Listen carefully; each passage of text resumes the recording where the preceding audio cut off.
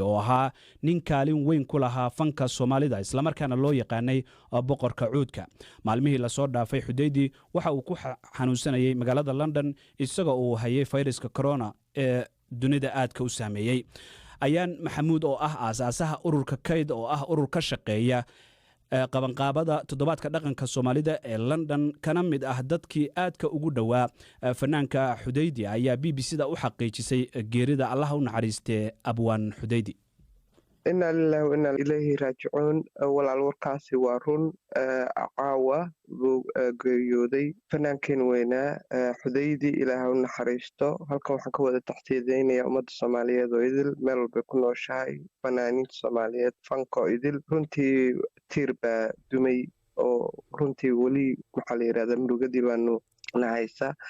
4 casho buu ku jiray hospitalka London. Dhibaatada weyne adduunka maanta soo food saartay baa isagana soo food saartay. Marka runta waxaa murugo iyo deegu weyn nagu haya maanta abwaankii fanaankeenii weynaa oo aan maanta la aasi karaynin, loo tegi karaynin, waxba loo tari karaynin.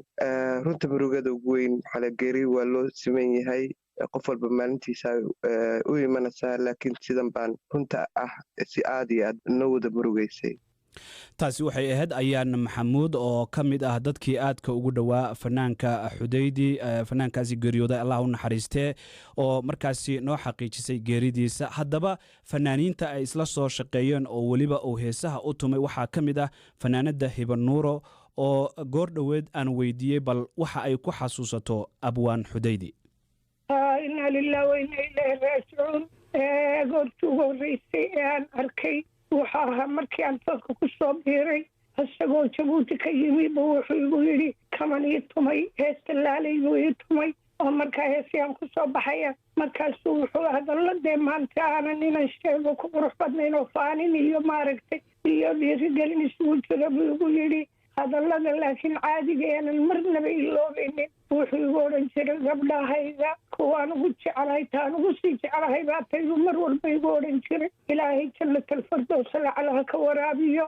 addoon qalbi wanaagsan buu ahaa, aabad Soomaaliyeed oo fiican buu ahaa. dadkii fankani anagoon ka dhaxlay dhidibada u taagay buu ahaa ka mid ahaa. marka maanta wax badan oon ku xasuustaa jira, laakiin qiimo ma laha inaan u duceeyaa ka wada fiican waxaasoo dhan. adduunyadu waa ayaamo tirsan oo ma ilowsanin inay idlaanayso. axadba ifka ku holi maayo, aakhirana xisaabtu way adag tahay.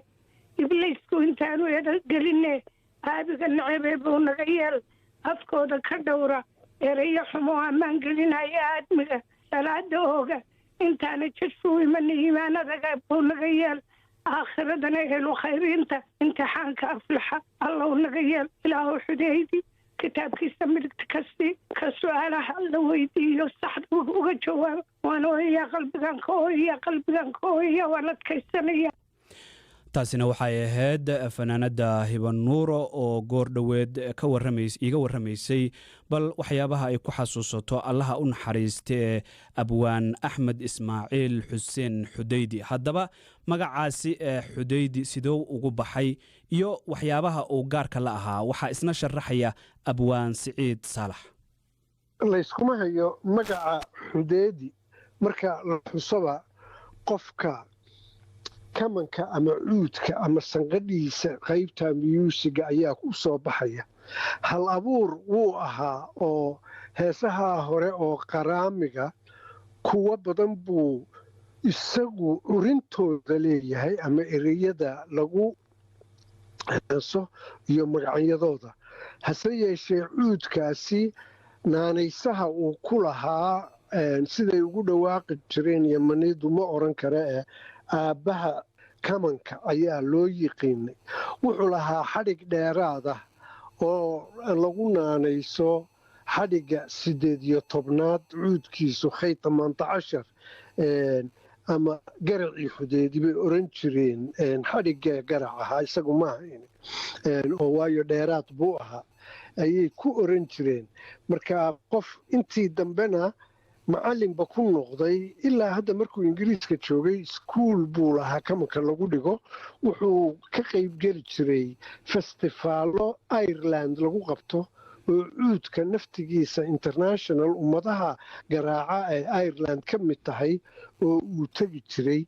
marka caanimadiisa ugu weyne waa hal abuurka, gaar ahaan dadkii soo hinqiyey fanka bilowgiisii ee riwaayadaha iyo hal abuurka iyo xilligii heesaha qaraami wax walba sida hadda loogu bixiyo maahee kuwa gooniya la oran jiray. waa kaas Xudeedi la sheegayaaba ilaahay naxariistii janno ha ku manaysto. dad badan buu kaga farxiyey qoriga cuudka. kaasina wuxuu ahaa abwaan Siciid Saalax oo isagana ii waramaya goordhow isagoo ku sugan dalkaasi Mareykanka. bal markaana aynu dhageysanno waraysi ay BBC-du la yeelatay sanadkii 2018 Allah u naxariistay abwaan Axmed Ismaaciil Xuseen Xudeedi oo uu kaga hadlayay markaasi taariikhdiisa, waxaana waraysigaasi ka qaaday Axmed Siciid Ege.